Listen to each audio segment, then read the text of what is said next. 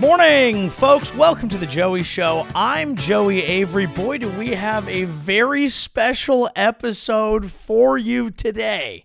We do every week, but we do today because as I am saying this, we are inside of 2 weeks from the election. So I have prepared full election coverage, and I want to start off by saying I'm kind of over it. I know that's not a cool vibe right now. We are inside of 2 weeks. People are getting geared up. This is it. This is election time. This is put up or shut up. This is get out the vote. This is let's talk about it. Every podcast that's about politics. This is record number time, and it's getting a little dry. It's getting a little boring. I realize that it's important.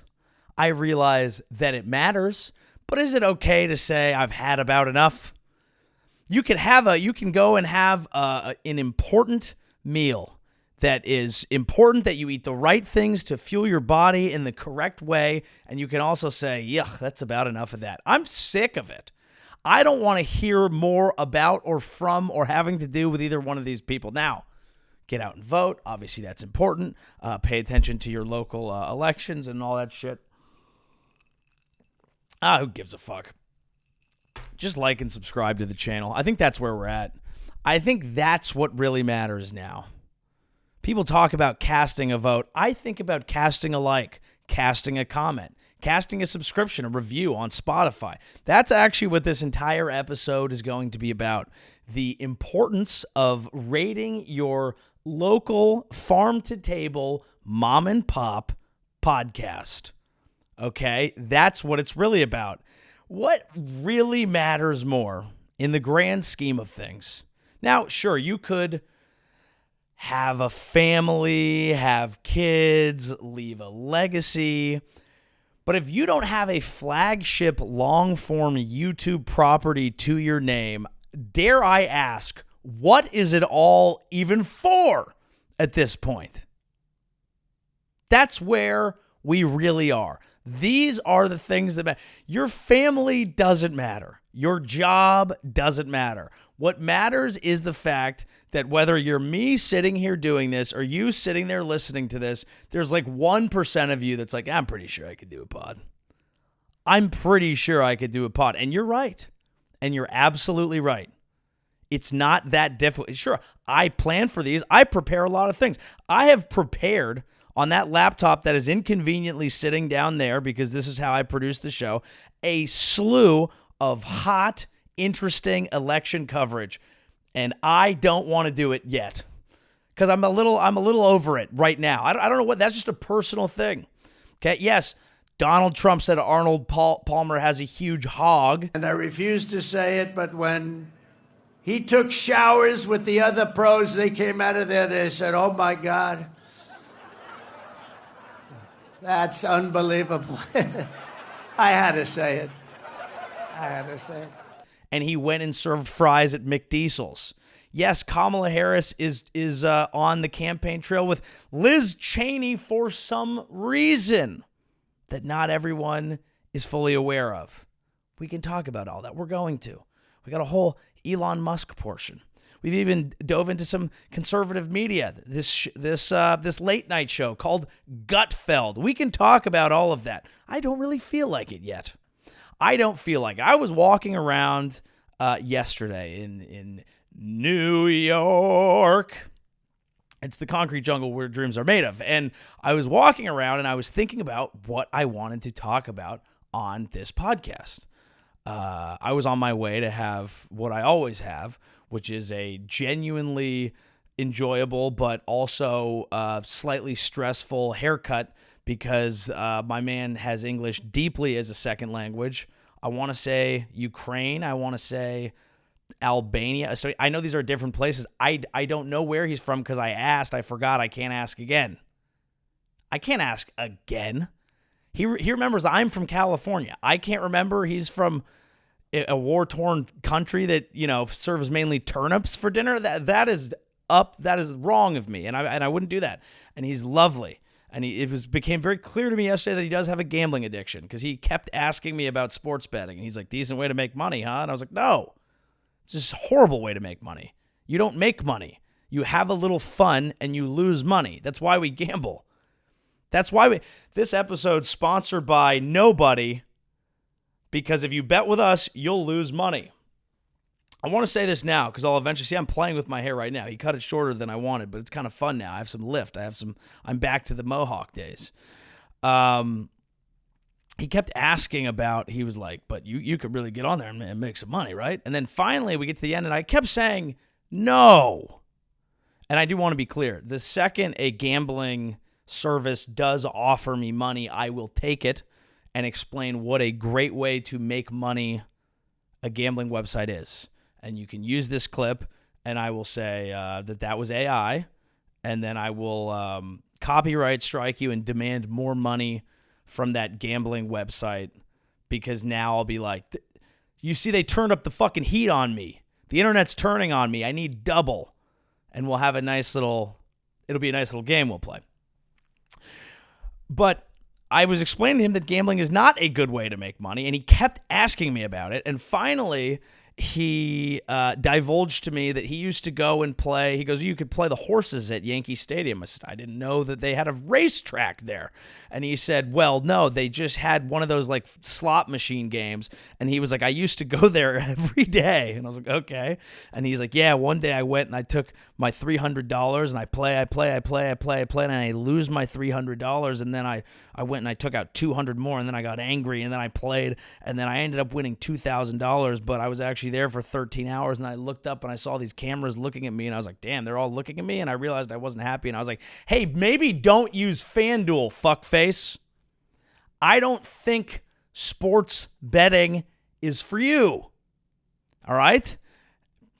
Respectfully. I don't know. I do think we've gotten to a point in our society where, in the interest of tolerance or reality, right? Like, I talk about sports gambling. I think it's good that it's legal, but it's also clearly bad that it's legal. Does that make sense? I want to be able to do it, and I like listening to sports podcasts where they talk about it and all that, just because it means nothing and it's a great way to shut your brain off. But then when I actually think about it, I'm like, making it incredibly easy and simple for people to yeet money into the great beyond in statistically significant fashion that we know does not benefit the consumer. Oh, maybe the prudes we were making fun of for not allowing gambling had some sort of a reason. But we never, look, we are a free country, okay? And adults should be allowed to do what they're going to do. But what that means is negative long-term outcomes for a lot of people. So we're going to allow social media to, do whatever, and it will damage people's lives in certain ways. We will allow sports gambling to be everywhere. We will allow companies to put sugar and corn syrup and shit and fucking cancer into all of our food. And then the second someone is like, hey, I'm not sure that's a good idea, we're going to be like, you're a fucking nerd, and step off. Now, I want to be clear here. I am very upset California didn't pass the legal gambling. I was pissed at that. I'm just saying I know why I'm an idiot, specifically, and I don't know if a lot of people do. And that's very important. You need to know directly and specifically the ways in which you're a fucking idiot, because you are. So you gotta think about those things. Self-awareness is very important. Does it make it better when then you're just like, I'm not willing to change anything? I don't know. But at least you're not blowing smoke up my ass. I think that's what's important. Anyway, haircut guy is lovely, but it's stressful going in there and getting a chop because I can barely understand what he's saying, but we try to talk the entire time. So it's a lot of like, oh, yeah. And that's why they do that, But I like him, I genuinely like him. It's like when you have, this is a crazy analogy. It's like when you have sexual chemistry with someone, but you're never going to fuck. You're like, I can tell something's here, but we're never going to get to that, cross that divide where our puzzle pieces fit. I remember this happening a lot when I was growing up. I'd have crushes on girls, be friends with them, and then try to make it happen, and then wouldn't happen. That's me and this guy. There's a big will they, won't they going on, and it leads to me finding out he's a degenerate gambler who should absolutely stay off of FanDuel, and him just kind of doing whatever he wants with my hair generally. And I like that. That's how I like it. That feels like a good New York experience. That wouldn't fly in LA, okay? In LA, if you even think I'm going to LA and not getting my hair cut by the gayest man in the world, I tried to get haircuts from straight people in LA. It was the dumbest thing I've done in my entire life. I would go into like cool guy barber shops. No, I need a proud gay man or a sturdy lesbian gal to cut my hair. Somehow they both know how to get to the same point. They just take different directions. Okay? That's what I need on the West Coast. On the East Coast, I need a man who has never seen a haircut like this in his life, which is true. I showed him a photo and he was like, "It's very cool." And I was like, "This is going to work, isn't it? This is going to work." And I will go sit, and it will be awkward, but it will be fun, and the vibes will be right. But I will have anxiety when I'm walking over there, and that's what I did. And on the walk over there, I was thinking about, what am I supposed to do for today's program? What do people care about in the election? I'm listening to my podcast. I'm doing my political reading, and everyone's talking about the polls. What do the polls say? It's actually close, 50-50. Trump's gaining the momentum. Kamala is losing the momentum.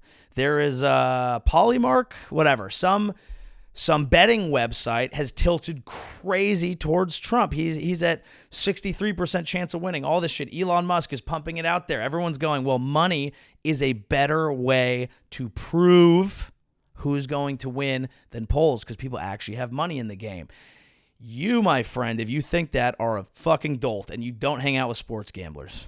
Okay? That is not how the betting does not equal wisdom. It equals statistics that Vegas is willing to live with and take vig off of and always win. That's what it represents. Now, they did even more into this poll. Apparently, this thing that's showing Trump's guaranteed going to win all came from 4 accounts. So it was these whale investors who put millions in. So now it's like, are they actually trying to swing a narrative to show so that Trump can then point to this? Because all he needs is shit to point to that if he loses, he can say, no, we won. He can cause ruckus, and that is what he do.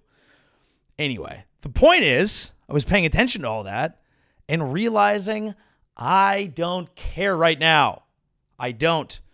We followed this as close as we can, and I wanted to think about other things.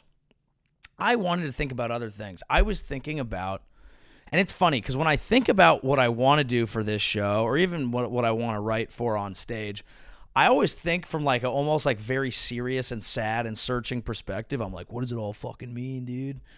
What am I supposed to be? What is any of us? What do any of us do? What is it? You know, and then when I do this or do stand up, I'm like, isn't cum hilarious? And I think that's my secret sauce is I write from a sad perspective and I perform from a drunk perspective. I'm not drunk and I don't drink before this podcast. Although I have had wine on a couple episodes when I was back in California. That's not the point.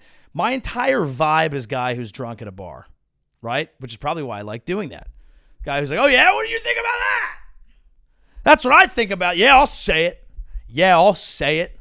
No one lets you say things anymore. That's my favorite genre of person right now. No one lets you say things anymore. You can say anything everywhere all at once. You can go on Rumble and say, I'm not going to say the words because I don't want to bleep it out. Because you can't say anything anymore. I go on YouTube. I can't even say... Okay. There you go. Work for myself. But what I was thinking about is I was like, what is, we did one of these episodes where it was like, the universe is telling you to chill. You don't matter, dude. You don't matter. And I enjoyed that. I thought that was a good point. I was thinking about what is an important concept that I need to learn in my life. And I came to this, and I think it's all encompassing. I think it ties in with what's going on, but regardless, it's a good piece of advice. I think that the word sacrifice is important. And while it is inextricably linked to happiness, feeling fulfilled, feeling like you deserve to be where you are, it's something that I think is very undervalued in modern society, and I can at least speak with certitude in my life itself, because I am the least interested in sacrifice of anything, okay? I am a more guy, not a less guy. My thought was always like, can I lift more weights and eat more burritos? Like, now that's a girthy fella there. That adds up to that's a sturdy little boy. But I was just like, I don't want to stop doing this. How can I be more active and go out more often? Can I work harder and play harder? You know? And it's always just more like, can I have it all to some extent? And the truth is, of course, you can't. You never really can. Okay. And the beauty of it, and while I never focus on it, because again, I always want to think like, well, what if I just consume more? I could consume, I'll consume more social media. I'll consume more online, and I'll just know more, and then I'll have more to say. And then that's not really how it works. Sometimes you got to take a step back. Sometimes you got to live in the quiet. Sometimes you have to observe everything that's happening and wonder what you actually want to take in the direction that you actually need to go in. And what underlies all that, sadly for me, is sacrifice. You got to give things up to get things the way that you want them to be. And it's interesting, we always used to know this. In this country, it was impossible to even run for president if you hadn't served in the military. The concept was sacrifice. You've sacrificed potentially everything for this country, but you've sacrificed years of your young life, of your professional career, okay, to become someone who has earned the respect of the country. Then you become a public servant. That was initially seen as a sacrifice. Some people are pretending that it still is. It's quite obviously not. It's really not. No one wants to sacrifice anything anymore. We all just want more. And I get that. I'm not saying that I'm above it. But when you look back on your life and you think about the things that actually mean something to you, it is the things that you had to sacrifice for. You look at Kevin Durant, for example, when he got his first MVP, his entire speech, crying, beautiful, incredible speech, was about his mom and all the sacrifices that she made so that he could get where he is. That's when when I think about, when I visualize what I want my career to look like, when I think about success looking like, it's not just walking out there and having, roses and bras thrown at you. It's actually, to me, I will get emotional because I will think about, wow, when I get to walk out on one of these big stages, when I get to walk out at a Radio City Music Hall, when I get to walk out for my own show at the Masonic in San Francisco, when I get to walk out at maybe, even bigger venues than that, when it's my show, what am I going to actually care about and what chokes me up? And it's actually thinking about all the times I ate shit, thinking about all the nights that I gave up going to the Brainwash in San Francisco, the cafe, the famous cafe/laundromat with a 7-day-a-week open mic that I used to go to, the shows that I missed out on watching, the parties that I missed out on, although I missed out on a lot less than most other comics, because I will, if the show's not important, I will show up drunk after partying. No, I don't make a habit of it, but shoot howdy, I can do it. And I don't advise it, but I'm built different. But the point is that sacrifice was just something that struck me as something that I and most humans by nature try to avoid. All we have ever wanted to do is make our lives nicer. The initial sacrifice of going out into the woods and chopping down logs was to build a cabin and a fire so we wouldn't have to be cold anymore. And then we've learned how to institutionalize all that. Now we can outsource our sacrifice. I don't have to see the sacrifice that a chicken makes to make it into the McNugget that I drunkenly spill on the floor and then eat anyway, because I too am an animal. So because we're disconnected from it, I feel like we've lost realizing that it is itself of value. And so that was something that I started thinking about in my life. Like, okay, what are things that I should purposely sacrifice to try and get other things where I need them to go, and not thinking of that as a negative, because otherwise I just blow by the wind. I try to do everything all at once, baby. The party never stops. We are here to cook. And so I think there's a balance. Like, if there's anything that I want to encourage people to pay attention to from this show, it's that you must rage. You mustn't sacrifice fun all the time for other things. In fact, I think what I really have an axe to grind with against a lot is people who are sacrificing actually building relationships and having a good time and being with people in the service of being a lazy little piece of shit themselves. I have no place for laziness, but I have a huge place for sacrifice, okay? And it's something that it's just funny because I can't imagine really any of our politicians doing real hardcore sacrifice for things that they didn't have immediate gain coming back for. Now, this does bring us back into the election a little bit, because I've been curious in the movements of one Elon Musk. He is, without a doubt, an intelligent person.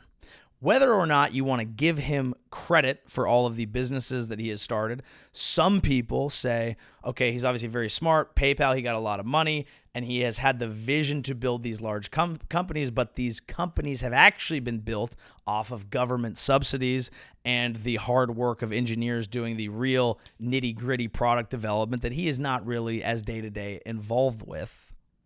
That's what some people would say.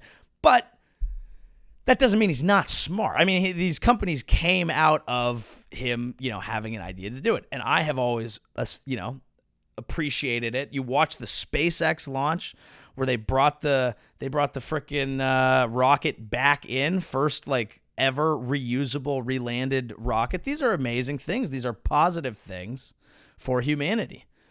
Okay? But then I go on his platform, X, formerly known as Twitter, which is a wild, wild place to visit these days. And specifically, I look at the things that he's tweeting, and I go, if my most racist aunt tweeted this, and I'm not even saying that he's posting necessarily racist things, but I mean the stereotype of out of touch, insane, boomer Facebook meme aunt who doesn't do anything but mainline crazy, deep, doesn't have friends, just listens to conspiratorial talk radio, was posting, you'd go, oh yeah, there she is. There's Aunt Karen. And that's what Elon is doing. And I had trouble, for example, we'll pull one up. I'll just post it up here. I'll stay away from the laptop here. I'll just post it here. This is his tweet about well, I guess I should quote it correctly if I am going to be talking about it. We have audio listeners. This is his tweet about former President Barack Obama. Did you know in 2012, President Barack Hussein Obama repealed the Smith-Mundt Act, which had been in place in 1948. The law prevented the government from putting its propaganda on TV and radio. Okay. And Elon said, what reason was given for repealing this law? The community notes, which he added himself to Twitter, immediately say the Smith-Mundt Act has not been repealed. It was amended in 2012/13 to allow U.S.-sponsored foreign media to be made available on request. Prior to 2012, this information could not be distributed in the U.S. despite being available online. It also was amended by a Republican majority House. The text of the amendment can be made here. This is the type of shit where I'm just like, he's got to be smart enough to just kind of double check a Hussein forward meme. If you got a Hussein forward meme, I'm thinking a double check is just worth it. And he's a smart enough person to do that. Now, he could be, okay, we all get older. The way that being old online showcases is weird and going to happen to me, it's just gonna happen. I'm just going to, old people, sometimes they just see something online and they just go, share. And it's not much thought. And it's just being online is really all about, does a post make you feel something? Does it move the penis of your heart? Does it give that needle there's a little blood rush in? When you see something, when I see something and I'm like, hey, that's me and the boys, when it's like a drunk guy on a golf trip and it's like, hey, and you just share, that is how the internet works. It's just people going, hey, sharing it. And Elon right now is in politics realm. And so maybe he's just like, and just shares it. And that's what he does. And he just posts constantly online on Twitter, the public square where you just yell things out. That could be what's happening. I understand. I have empathy for the old and wealthy and out of touch. If nothing else, the old and the rich and the out of touch get ridiculed too much for problems that they simply, how are they supposed to not be old, rich, and out of touch when they're by definition old, rich, and out of touch? It's who they are. And then we get mad at them. This would be a much more effective point if it wasn't someone spending insane amounts of money if it wasn't a foreigner spending large amounts of money in our elections. You know what I mean? But the point that I'm making, the larger point here, is that it might not just be that he is old, rich, and out of touch, or that he's a man of Twitter. It might be that he knows exactly what the fuck he is doing. Let's throw up this chart right here. Elon Musk has thrown his fortune and power behind Donald Trump. In return, Donald Trump has vowed to make Musk head of a new government efficiency commission, essentially giving the world's richest man the power to regulate the regulators who hold sway over his companies. We are looking at Tesla. It says they have at least 352,000 in contracts. That doesn't strike me as a lot. But they get some from state. They get some from energy. They get some from defense. I know they get more than that from the government. So, but even subsidies, even the way that they subsidize the purchase of electric cars affects Tesla. And then SpaceX has at least $15.4 billion in government contracts. Now, that's not necessarily nefarious. A privatized rocket company having government contracts to do stuff that NASA is quite frankly outsourcing at this point. But this is where it makes sense. We've known for a long time that Elon Musk's incredibly successful companies are built specifically within the sphere. Like his Silicon Valley gamble is basically, I can identify things that I think are a public good, that are good ideas, that there's a public interest in. On top of that, I know that the government will fund these things. So for a guy who hates the government and hates the regulators, he depends a lot on it. And this is where it all makes sense. Again, he may just like Trump better. That's 100% fair and makes sense based on how he is. But maybe, just maybe, he knows there's only one horse in the race that will absolutely give you loyalty if you give him loyalty. We talked about this when we advised Chappell Roan to endorse Donald Trump for the benefit of the gay community, because as we know, if you suck Donald Trump's dick, he is sucking yours back. And that's what Elon definitely knows. And as a guy who all of his company's success is really tied up in government funding and all of his headaches are tied up in government relations, this is his most direct path to power. So the wealth that he has, the owning of Twitter, and now a huge position in the government and direct access to who could be the most powerful person in the world, this would be Elon Musk's biggest and most successful play. And maybe it's done in earnest, maybe it's not, but that is some fucking alignment right there, and that's where it all makes a whole lot more sense. So he could believe it, or maybe this is Elon's sacrifice. Maybe he's saying, I might look a little crazy. I might tweet slightly odd things. I might,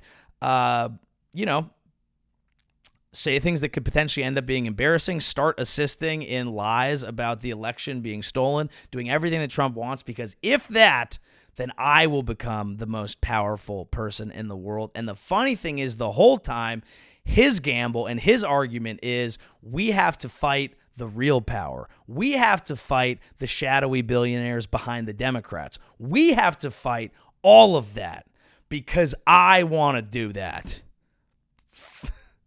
And that's a smart play. That is the same move, okay, of the comedian who's like, they canceled me, bruh. They trying to come for your boy. They're trying to come for your boy straight into a special with a major streaming platform and a successful tour because the people want to feel like they're part of it. You want to feel like you're fighting. You want to feel something that fires you up. You want to feel something that gets you bricked emotionally. That's what you want because politics is fandom. We've talked about this a lot. It's two teams, red versus blue, baby. Okay, and if there's nothing, I understand being a sports fan. I am a sports fan through and through. Why? Is it because I have emotional connections to the actual athletes making the plays? Is it because I have an emotional connection to the people who are involved in running the program? Of course not. And no one is fans of that. All everyone ever does is bitch about the people that are actually involved in the organization that they root for, unless they're the one team that wins. We are rooting for, as Jerry Seinfeld put it, laundry. I think more specifically, we are rooting for ourselves. Politics, sports, everything we do can honestly be viewed through a relatively clear lens of a natural state of human narcissism. When I root for the San Jose Sharks, I'm not saying I've really gotten to know this 18-year-old Macklin Celebrini who we drafted and we are boys. I'm saying I'm rooting for San Jose. Is it because San Jose is the best city? Is it because I like the mayor of San Jose? No. It's because I like me. And I'm from San Jose. Yeah, go me. It's my life. It's my past. That's what I'm rooting for. That's what you're rooting for too. It's fine. It's normal. In fact, it's healthy. You don't be so self-loathing that you just hate your own shit. No. I'll buy a jersey. I'll buy whatever because I'm like, this I can wear. This me. And that's what people do for politics too. Lawn sign, me. Again, some people are into the policy. I commend those people. But there's a video that drops online every other week that's like, asking Donald Trump voters what policy of his they like. I can't say anything. Asking Kamala Harris voters what policy like. I can't say anything. No one's paying attention to half of that. I mean, some people are. Yes, there are educated people. Yes, of course. But do you think that's most of America? Do you think most people are? Do you think most people are paying attention? No. I root for me. There's nothing even wrong with that, dude. There's nothing even wrong with that. I was watching the Sharks the other night. And I was talking about it with my buddy Luke, and we were like, this is awesome. Same announcers from when we were kids. He's like, this is the last thing that still exists from like home life. Like, this is nostalgia. Watching Randy Hahn and Drew Remenda talk about the boys at the intermission. That is what you remember, what you fondly remember being 10 years old at home, the warmth of being home. You remember all of that. You get older, home dissolves. They get sold. Everything goes away. You get old. You feel alone. You're on an island. Oh, the two guys who used to break down the intermission report were back. It's a beautiful thing. And that's why you're sports fans for generations. And a lot of people are fans of a party through generations because their parents were fans of that. That doesn't mean that people aren't taking it seriously or that policy doesn't matter or whatever, but it's just fandom. And what Elon is doing and what Trump is doing is just, it is like we are just going to fire you up. We're just going to say things that fire you up, fire up the fan base. Fans will share a dumb tweet or a meme. Kamala's out here with Liz Cheney. That's not who the fan base wants, ma'am. The Cheneys. Do you think the Democrats don't like the Cheneys, and the Republicans, the legacy Republicans, maybe do, but if they're already out on Trump, they're out on Trump. If they're Trump-curious Republicans, they're not going to be like, I need some Cheney in my life. we need some Cheney. It just creates this idea of like, oh, they have the money, they have the power, they have the elites, and then we're the ragtag group. Elon Musk and Donald Trump, get the fuck out of here. But then you go to McDonald's. Hey, you go to McDonald's, you're going to win some votes. McDiesels is America. It is. It just is. It is delicious. It is bad for you. And it is for everyone. Rich people eat it. Poor people eat it.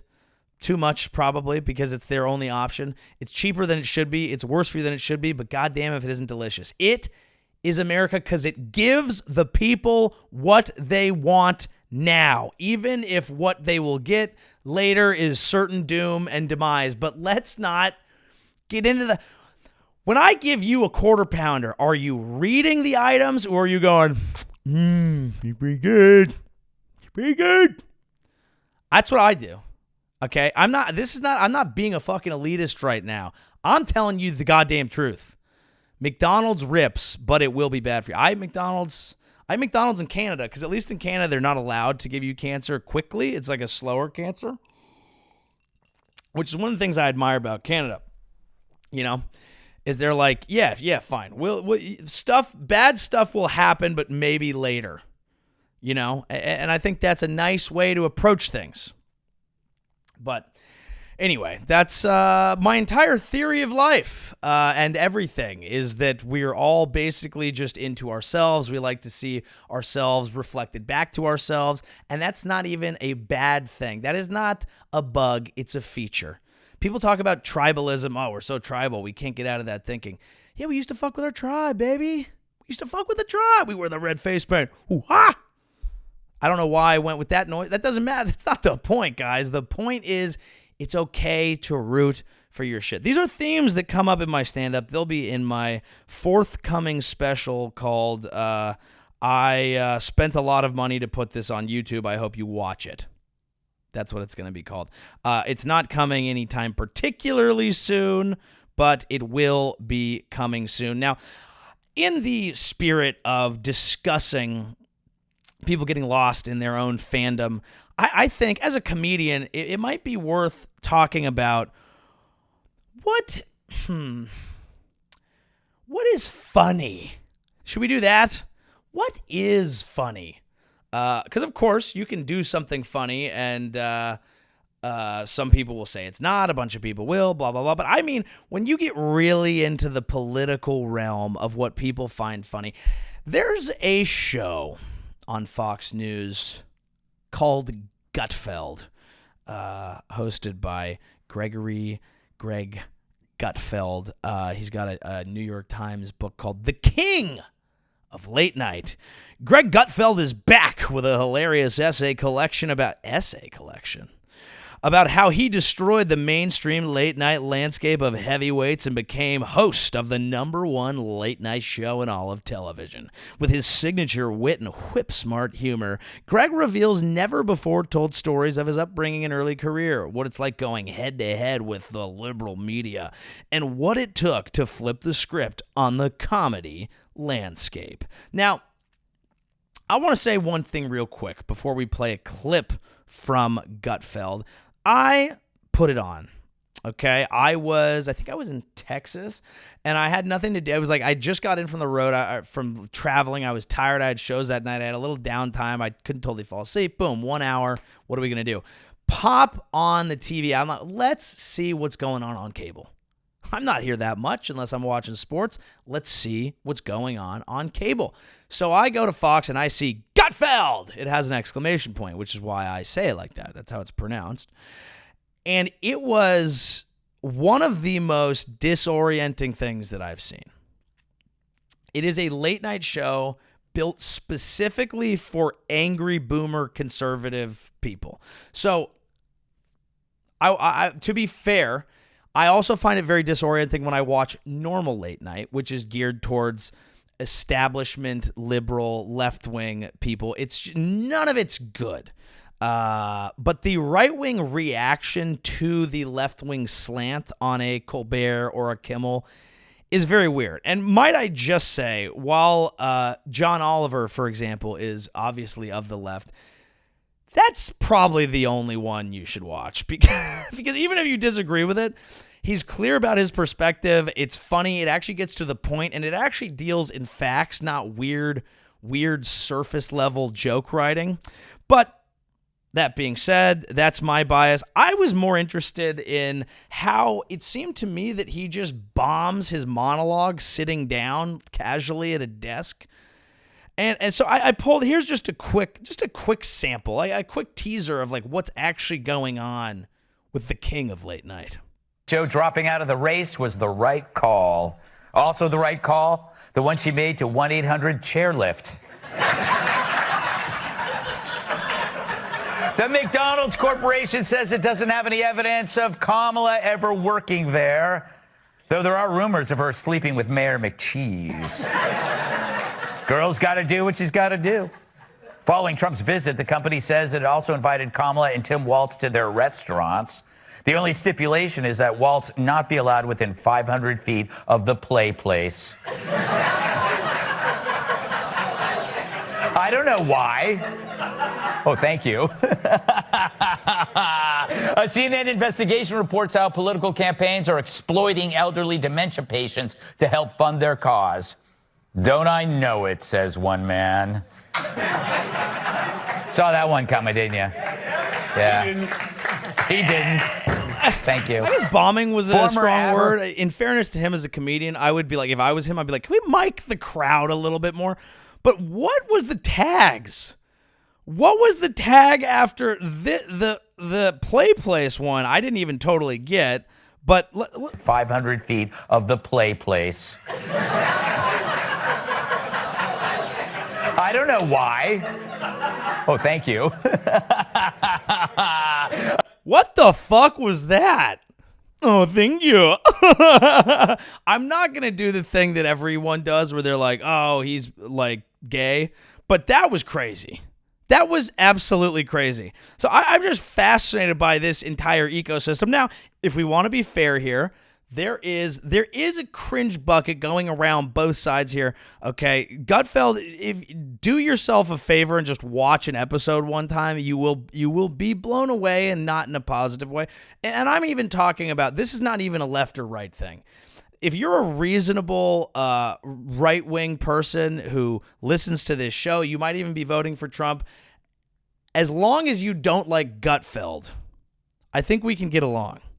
Now, as long as we're doing this, here's another example of a game we might as well call Who Is This For? From the left. All the dads out there, I would say this is the time to really show your support for your daughters. What do I love about being a girl dad? I love how much smarter she is than all the guys in the room already. I can tell that she's going to be a powerhouse. She is already at 2.5. My daughter's 22 and a half. Is a feminist, incredibly strong, and has really just inspired me in so many ways. I love her. I'm the proud dad of Ella over here. My vote for Kamala is an investment in my daughter's future. I agree. I'm right there with you. When the Dobbs decision came out 2+ years ago, I heard from Kamala right away, and then the next person was Ella. She texted me right away, essentially saying, we need to fight. This is not just an issue for women. This is an issue for men and families.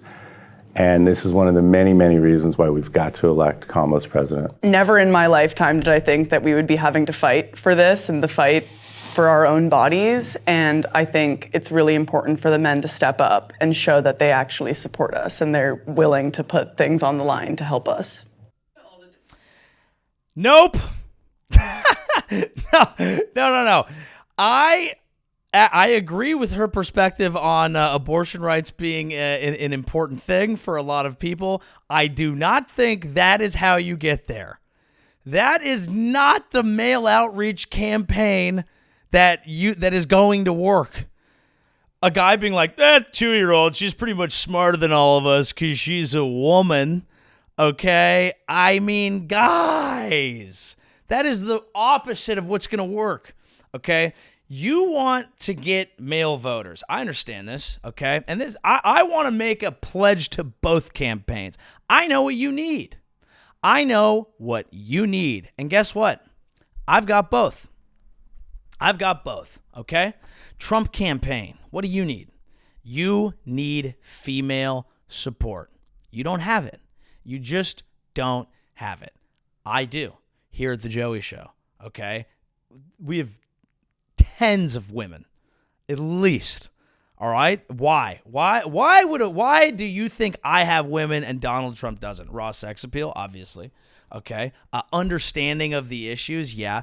Not being weird and patronizing. That's a concept. Okay. Kamala voters, you need men. I'll tell you what's gonna work. All right. And it's not fucking that.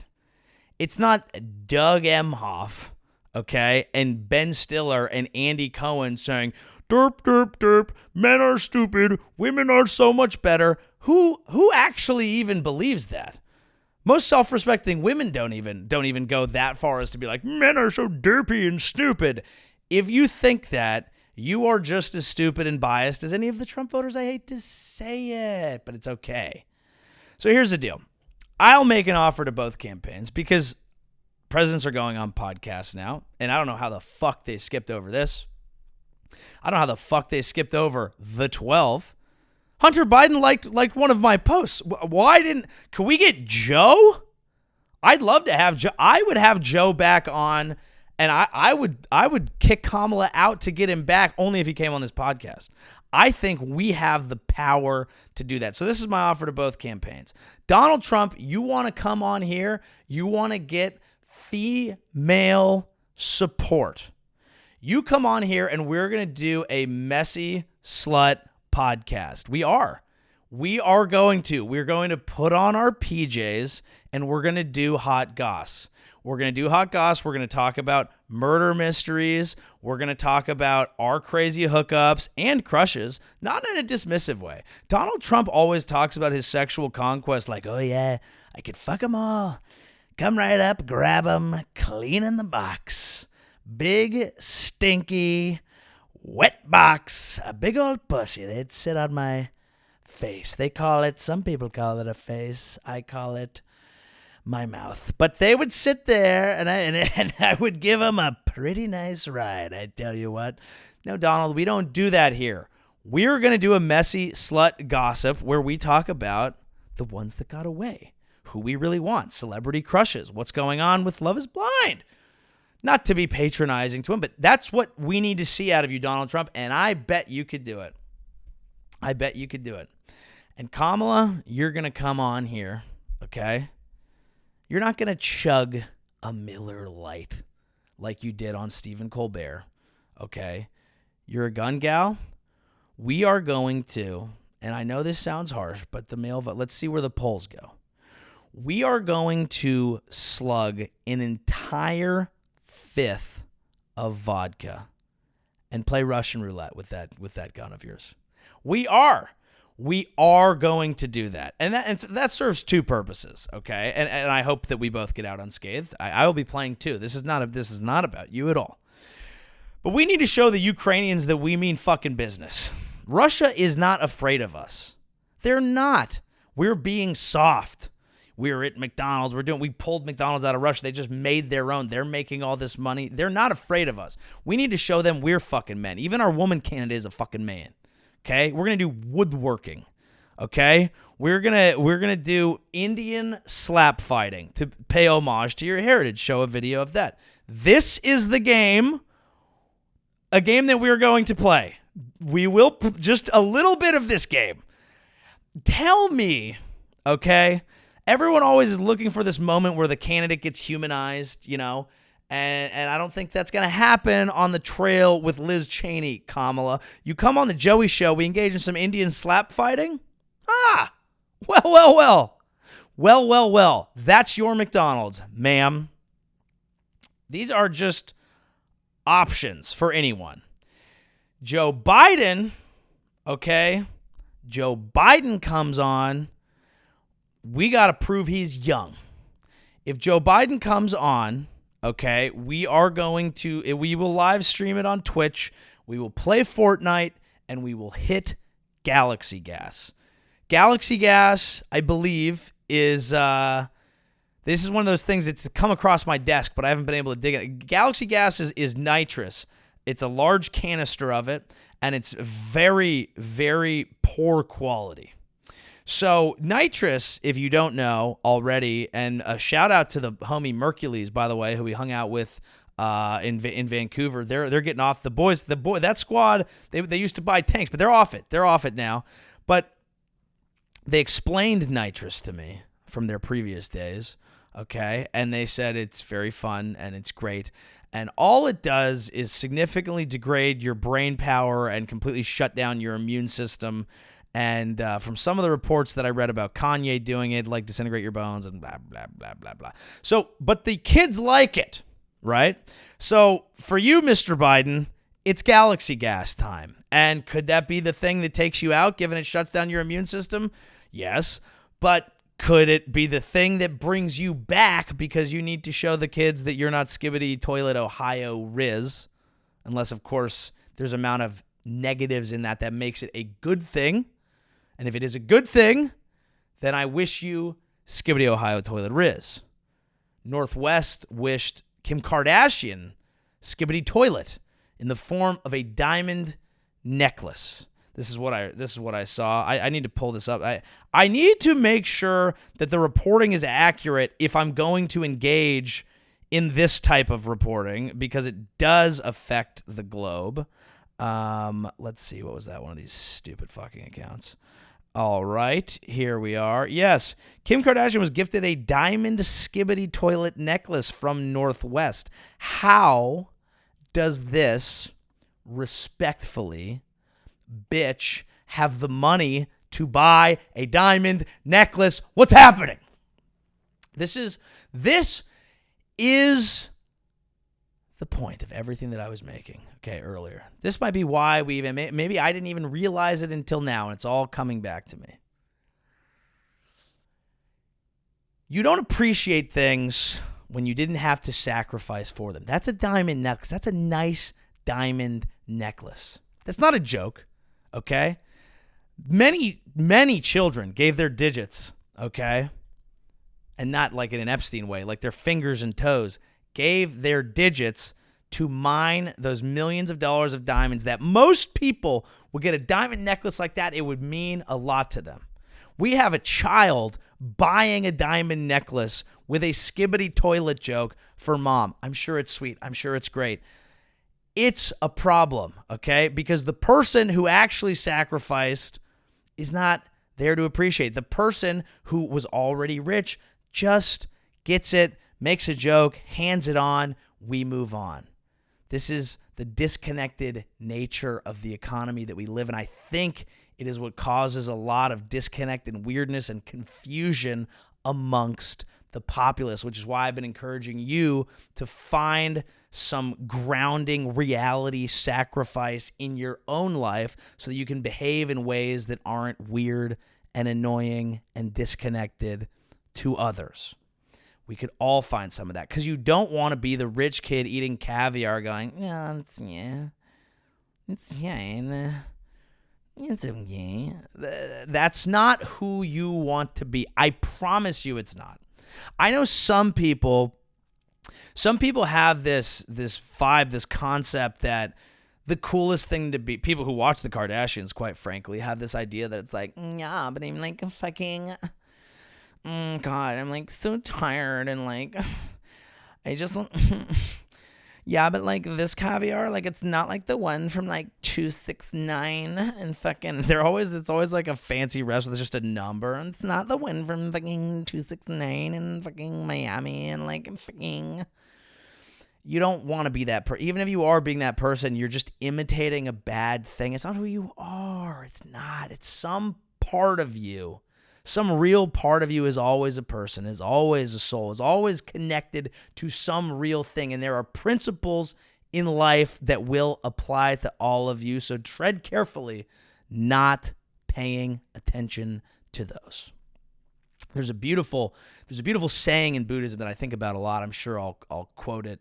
This is back from when I actually read religious texts, aka college, when I was getting in touch with my spiritual side, which I probably should do at some point again, but who's going to do that when I have Gmail messages to reply to? I don't have time to think about the bigger questions in life when I need to finalize a hat design for my merch drop. There might be some hats behind me here, teasing them. We have a very fun collection coming. That's what's important. JoeyAvery.com. See me on the road, JoeyAvery.com/live. Please like and subscribe to the podcast. Please rate and review on Spotify and Apple Music and everything else. Buddhism, all right? That's a perfect time to slide that in. Slide in your plugs. Yeah, I'll be in fucking Long Island November 1st and 2nd. Do I know anyone out there? I don't know. You're going to have to whack me and buy me a cannoli. I don't know what Long Island is, to be honest with you. Am I in Houston after that? Yes. Am I in Colorado after that? Near Denver? Yes, of course. It's the San Jose show live, December 18th. Yes, that's not the point. The point is I've learned 2 or 3 things about religion ever, and I will basically coast on that for the rest of my life, which is how you're supposed to do it. You're not supposed to check it. Okay, here's the actual quote, all right? And it's not an actual quote. It's just a concept. The concept is that we all have seeds within us. Seeds for everything. Seeds for good behavior, seeds for bad behavior, seeds and weeds. Some can grow into beautiful flowers. Some can grow into horrible weeds. And it ultimately is up to you which parts of the garden you want to water. You water the flowers. It takes a lot of work. You got to spend your time. You got to choose to water that. You also have to choose to not water the weeds. If you just coast through life, then society will water some of these things for you. And then all of a sudden you could end up in your garden, which may at one time have been a lot of flowers, could end up being mostly weeds because you weren't tending to it and paying attention. And it's not true. The work is never done. You always have to go back through and make sure you're focusing on the good things and pulling away from the bad ones. And at any point in time, one can get out of whack, and it's your job to tend to that.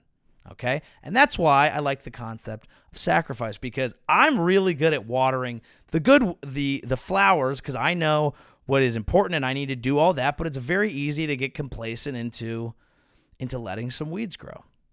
It could be easy things. It could be, maybe I was drinking too much. Maybe I wasn't eating the way that I want to. Maybe I started scrolling constantly instead of reading from time to time. I'm in the midst of all of these battles. I will be for the rest of my life. These are not the most important battles in life, but perhaps they're relatable. Perhaps you're doing it too. And this can serve as a little bit of encouragement. Now, I can think of no better way to end an episode of this emotional magnitude. Okay, because this is what this was. This was a tour de force. This was metaphysical. This was political. It was personal. It was sexual. And I think we should close here today with a poem. The poem is about the concept that we've been discussing, the concept of sacrifice. We've seen our shares of ups and downs. Oh, how quickly life can turn around. In an instant, it feels so good to reunite within yourself and within your mind. Let's find peace there. 'Cause when you are with me, I'm free, I'm careless, I believe. Above all the others will fly. This brings tears to my eyes. My sacrifice. We'll see you next week. Good night. Thank God